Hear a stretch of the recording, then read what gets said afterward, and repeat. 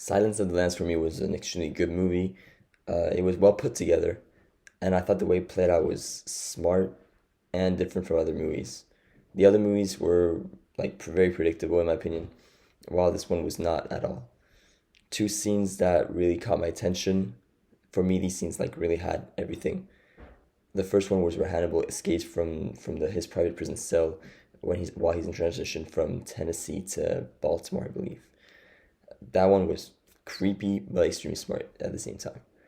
Um, Obviously, like we hear the police officer still like rummaging through and trying to escape in the background, so we still hear him alive.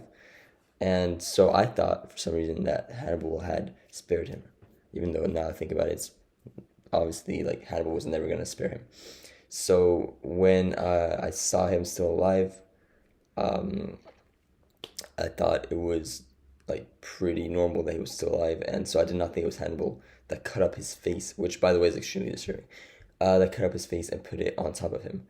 And so when I saw the dead officer's, like the dead body on the elevator shaft, I thought it was Hannibal, and I was like, damn, he died. And I was like, nah, he couldn't have died. And so I understood like pretty quickly that that they got the wrong guy.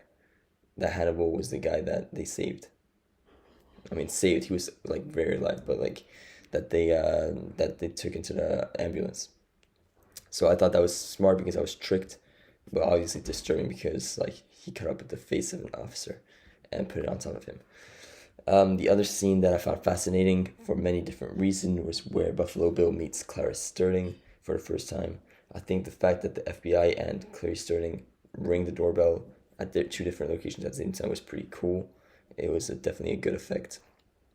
And then the fact that Clarice Sterling had to not raise any suspicions with Buffalo Bill and Buffalo Bill either, because obviously he was doing some unethical things to say the least in the basement. It was a pretty funny like discussion because I think they both knew. Well, obviously Clarice knew, but I think Buffalo Bill probably knew what was about to happen, and then he escapes, and that's where it gets very like dramatic and suspenseful when he escapes and takes his gun because like we're following Clarice now and we don't know where Buffalo Bill is at all. So like it could be a jump scare for all we know. And then the lights turn off, and that's where for me it gets like extremely interesting because obviously Buffalo Bill could have killed her like whenever he wanted to, if he actually wanted to, because he could see her and she couldn't see him. But I believe, from my understanding, that Buffalo Bill was trying to cut her up as well, like captivate, like like capture her and put her in the well in the hole that he dug up for girls that he was about to skin alive. But I guess that's what he was trying to do. But then the fact that because he could have killed her whenever he wanted to, if I'm being honest.